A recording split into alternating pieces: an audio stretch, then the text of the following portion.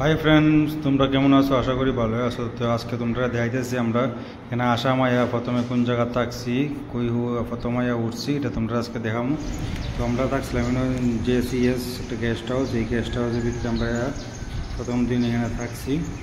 এই গেস্ট হাউসটা দেখো, এদিকে হলো বাউন্ডারিটা, কত সুন্দর সুন্দর গাছ আছে এখানে।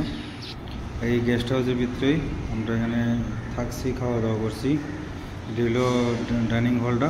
তো আমরা এখানে আজকে দুপুরে কী খাইছি তোমরা দেখামু, সাথে থাকো।